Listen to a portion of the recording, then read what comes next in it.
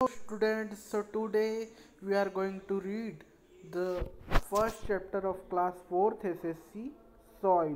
In this chapter we will learn about soil formation, types of soil in India, soil erosion and soil conservation. Okay इस chapter में हम क्या क्या पढ़ेंगे? Soil formation के बारे में पढ़ेंगे, टाइप्स ऑफ सॉइल के बारे में पढ़ेंगे, सॉइल इरोजन के बारे में पढ़ेंगे और सॉइल कंजर्वेशन पढ़ेंगे. ओके सो अब हम आते हैं. Soil is a natural resource. It is top most layer of the earth surface. It is used for growing crops. Soil जो है वो नेचुरल रिसोर्स है. ओके ये टॉप मोस्ट लेयर है अर्थ सरफेस की और ये यूज़ होती है क्रॉप्स ग्रो करने में. Okay soil formation. अब सॉइल फॉर्मेशन होता कैसे है ये हम पढ़ेंगे. अब soil formation begins with the breakdown of the rocks into smaller pieces. This process is known as weathering. Soil formation जो है वो जो स्टोन छोटे छोटे पीसेस में ब्रेक डाउन हो जाते हैं, रॉक्स के छोटे छोटे पीसेस हो जाते हैं, उसको कहते हैं हम सॉइल फॉर्मेशन और उस प्रोसेस को हम वेदरिंग बोलते हैं. Okay this is caused by some natural agents. ये कुछ नेचुरल एजेंट्स के कारण होता है जैसे वाटर, विंड और टेम्परेचर. ठीक है जो स्मॉल पीसेस हैं रॉक्स के वो और छोटे होके सैंड में तब्दील होते हैं और सैंड सिल्ट हो जाती है और वो क्ले बन जाती है. ओके ये जो पार्टिकल्स हैं ये डिफरेंट ये पार्टिकल्स विंड के कारण और रनिंग वाटर के कारण इधर से उधर ट्रांसफ़र होती रहती है और ये जो पीसेस हैं ये प्लांट और डिकेड मैटर के साथ ये मिक्सड अप हो जाती है. डिकेड प्लांट और एनिमल जो है डिकेड मैटर जो है वो ह्यूमस कहलाते हैं. जो ह्यूमस है वो फर्टिलिटी इंक्रीज करती है सॉइल में. ओके अब formation of soil is very slow process which takes hundreds and hundreds of years to form a thin layer of soil. जो सॉइल फॉर्मेशन की प्रोसेस है वो बहुत लंबी होती है. ये 100 साल भी ले लेती है. ओके ये प्रोसेस पूरा होने में 100 साल भी लग जाता है. जब सॉइल कम फर्टाइल होती है फार्मर्स के लिए तो फार्मर्स उसमें फर्टिलाइज़र डालते हैं और उसकी सॉइल की जो फर्टिलिटी है वो इंक्रीज़ करते हैं. ओके ताकि जो प्लांट्स हैं वो उगते रहें, वो ग्रो होते रहें. Okay types of soil. Type of soil depend on parent rocks size of particles and humus. in India we have many types of soil. Some of them are very fertile. They support different crops. Let us learn about different types of soil. Okay जो soil की types है वो depend करते हैं कि parent की जो parent rock है उसकी साइज़ क्या है और ह्यूमस की साइज़ क्या है उस पर डिपेंड करता है. ओके इंडिया में हमारे यहाँ बहुत सारे टाइप्स की सॉइल है. ओके उनमें से कुछ जो हैं वो बहुत ही फर्टाइल है और उसमें हम क्रॉप्स ग्रो कर सकते हैं. ओके आइए हम सॉइल्स के टाइप्स के बारे में पढ़ते हैं. अब पहला टाइप है alluvial soil. Alluvial soil is found in the areas of northern plains and the coastal plains. ये जो एल्यूवियल सॉइल है ये आपको नॉर्थन प्लेन्स और कोस्टल प्लेन्स के एरियाज में मिलती है. ये प्लेन्स एल्यूवियम जो रिवर्स एल्यूवियम लाती है, जो रिवर्स मिट्टी लाती है, उससे ये सॉइल फॉर्म्ड आउट होती है. ये एल्यूवियल सॉइल जो होती है वो बहुत ही फर्टाइल सॉइल होती है. सो इस पर आप wheat, rice, sugarcane, jute, pulses और वेजिटेबल्स ग्रो कर सकते हो आप इस सॉइल पे.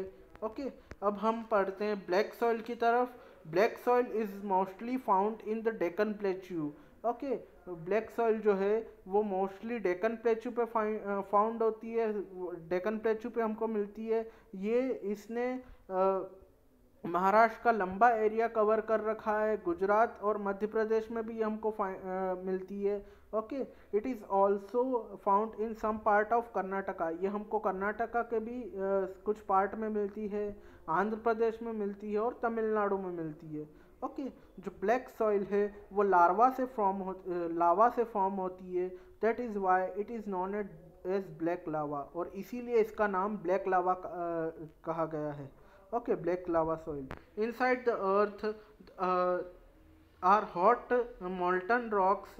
When the molten rocks come out on the earth's surface, they are called lava.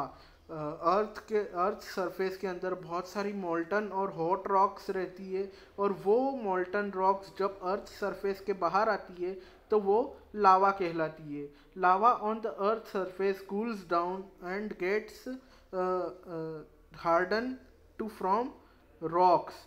Okay, lava जो है जब अर्थ सरफेस पे आता है तो कूल हो जाता है और हार्डन हो जाता है। ओके, रॉक्स बनाने के लिए जो ब्लैक सॉइल है वो the black soil is well known for is capacity to hold water. जो ब्लैक सॉइल है वो उसकी वाटर होल्ड करने की कैपेसिटी से के कारण फेमस है। कॉटन जो है वो मोस्ट इम्पोर्टेंट क्रॉप है जो ब्लैक सॉइल पे ग्रो किया जाता है। ओके, और इसके अलावा शुगर केन और ऑयल सीड भी ब्लैक सॉइल पे ग्रो कर सकते हैं हम लोग। ओके, अब हम पढ़ते हैं रेड सॉइल के बारे में। रेड सॉइल जो है, मैं बता दूं आपको कि रेड सॉइल आपको हमारे यहाँ मालवा रीजन में मिलेगी। Okay, red colour of red soil is due to high percentage of iron contents. Red colour की सॉइल क्यों मिलती है? Higher percentage of iron contents के कारण। It is less fertile soil, ये बहुत ही कम फर्टाइल सॉइल होती है, इसीलिए यहाँ पे जो क्रॉप्स है वो हम क्या क्या ग्रो कर सकते हैं? कॉटन, ऑयल सीड्स, राइस और पल्सेस यहाँ पे हम ग्रो कर सकते हैं। ओके, यहाँ ये हमें मिलती है तमिलनाडु, कर्नाटका, महाराष्ट्र, आंध्र प्रदेश, मध्य प्रदेश, छत्तीसगढ़ और ओडिशा में। ओके, अब हम आते हैं लेटराइट सॉइल पे। Laterite soil is widely spread in India. It is mainly found in parts of Karnataka, Maharashtra, Kerala, Telangana, Odisha, Chhattisgarh, Assam and West Bengal. Laterite soil जो है वो बहुत बड़ी मात्रा में इंडिया में पाई जाती है। आप स्टेट्स के नाम सुन लीजिए: कर्नाटका, महाराष्ट्र, ओडिशा, असम, वेस्ट बंगाल। यहाँ पे ये जो ब्लैक लेटराइट सॉइल है ये पाई जाती है। ओके, ये सूटेबल होती है टी प्रोड्यूस करने के लिए। ओके, क्रॉप्स को प्लांट करने के लिए, टी और कॉफ़ी को प्लांट करने के लिए सूटेबल लैंड होती है। इसके अलावा रबर और कोकोनट को भी प्लांट करने के लिए सूटेबल सॉइल होती है। ये जो सॉइल है ये वैल्यूएबल बिल्डिंग मटेरियल बनाने में भी काम आती है। ओके, सो अब हम पढ़ते हैं डिज़र्ट सॉइल के बारे में। डिज़र्ट सॉइल जो है वो मोस्टली राजस्थान और गुजरात में पाई जाती है। ये सॉइल जो है ये सैंडी होती है और इनफर्टाइल लैंड होती है। ओके, ये जो लैंड होती है इस तरह की लैंड अपने अंदर वाटर स्टोर करके नहीं रख सकती है। यहाँ पे जैसे कुछ क्रॉप्स यहाँ पर उगाए जा सकते हैं, जैसे मिलेट्स, पल्सेस। ये जो क्रॉप्स है ये हम डिज़र्ट में ग्रोन कर सकते हैं। ओके, इनको प्रॉपर वाटर चाहिए होता है, प्रॉपर इरिगेशन चाहिए होता है। ओके, सो जो